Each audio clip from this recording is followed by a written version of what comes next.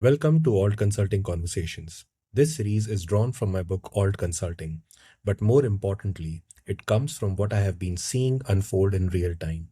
Over the last few years, I have been working closely with organizations trying to adopt artificial intelligence. And one thing has become very clear: this is not a technology problem, it's a behavior change problem. It's a system problem. And consulting just happens to be one of the first few industries where the shift is becoming visible. But what's happening here is not limited to consulting. It's a preview of how work itself is going to change. In this series, I'm going to break that down, not as theory and not as hype, but from my lived experience. What's actually working, what's not, and what needs to fundamentally change. So let's start with where this began for me. There are moments in your life when nothing around you looks different, but inside, something has already shifted. This was one of those moments for me. December 2022, Singapore. The rain had just stopped, the city was quiet, reflective, almost still. I had just wrapped up a completely normal day. Client meetings, frameworks, PowerPoint decks, the kind of work I had been doing for years. And then, almost casually, I opened ChatGPT. At first, it felt like a tool. You type something, it responds, felt interesting. Then I pushed it a little bit more.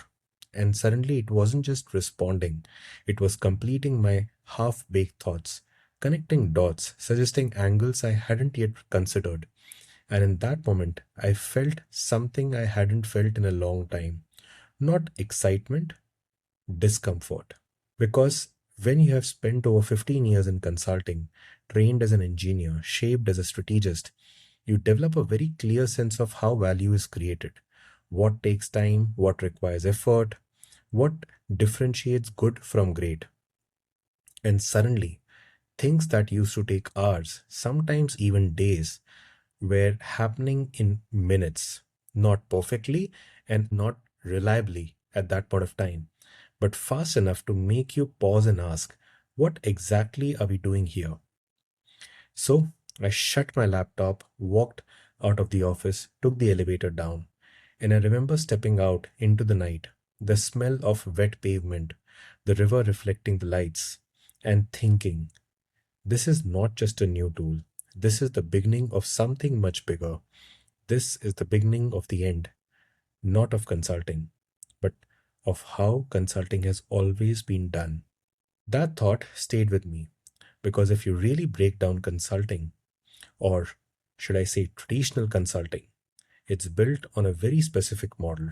You have large teams, you have structured processes, you have layers of analysis, and you have time. Time to research, synthesize, and build towards a great answer. And that model has worked quite successfully and for decades. But what happens when the foundational work itself starts collapsing?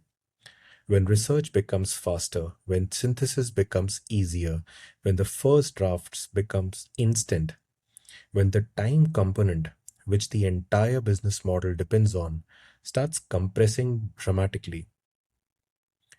You don't just improve efficiency, you change the economics. And once the economics change, the model cannot remain the same. Now, here is the interesting part. At the beginning, most people didn't take this seriously.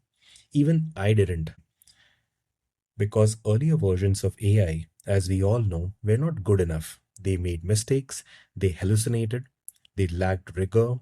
So people tried it and then went back to their old ways, which is exactly how disruption starts. If you have studied disruption, you know this pattern. Something new enters the market, it's weaker, it's dismissed, then it proves slowly, then suddenly. And one day it becomes good enough. And once it becomes good enough, everything changes. We are now at that point. Today, many of the tasks that define consulting, especially at junior and middle levels, like research, benchmarking, synthesis, first drafts of thinking, can be done in minutes. Not perfectly, but fast enough and good enough to fundamentally change how work gets done. And this creates a very uncomfortable reality. Because if you're honest, A significant part of consulting value was tied to the effort, to the time it took, to the team it required, to the process it followed. But when effort reduces, you're forced to answer a much harder question. Where is the real value? Is it the analysis? Is it the judgment? Is it the slides? Or is it in the decisions those slides enable? And this is where things starts to shift. Because the moment you separate effort from value, you realize something important. A lot of what we thought was value was actually just a process. And once that realization hits, you can't unsee it. This is where alt consulting begins, not as an idea or a framework, but as a question. If the old model no longer makes sense, what does the new one look like? Do you still need large teams of consultants? Do you still need long timelines? Do you still need high costs to deliver high quality outcomes? Or is there a different way to do this? A leaner way, a faster way, a more outcome focused way? And over time, through my own work, through experiments, and more importantly, through conversations with clients, a pattern started to emerge. The best work was not coming from big teams, it was coming from sharp thinking, from tighter loops, faster iteration, focusing human effort only where it matters. And that's what alt consulting represents. It's not about replacing consulting, it's about redesigning it. Now, if you're a consultant, this raises uncomfortable questions. What is your role now? What is your edge when tools can do what used to define your early career? What happens to the pyramid when the base of the pyramid starts disappearing? And if you're a client, the question is even more direct. Why pay for the old model when the new model can deliver faster at a fraction of the cost with equal or better outcomes? And this is not a theoretical question anymore. This is already happening, quietly but steadily. So, this book and this podcast is my attempt to make sense of this shift, not from the outside, but from being inside the system, and then stepping back and realizing that the system itself is changing. In this series, I'm going to break this down: how consulting is being disrupted, why traditional models are becoming less relevant, what new models are emerging, how clients should think about this shift, and what this means for the future of consultants. But more importantly, this is not just about consulting. This is about a broader shift in how knowledge work gets done. And consulting happens to be one of the first industries where this shift is becoming visible. Because what I felt that night, standing by the river, was not just curiosity, it was clarity.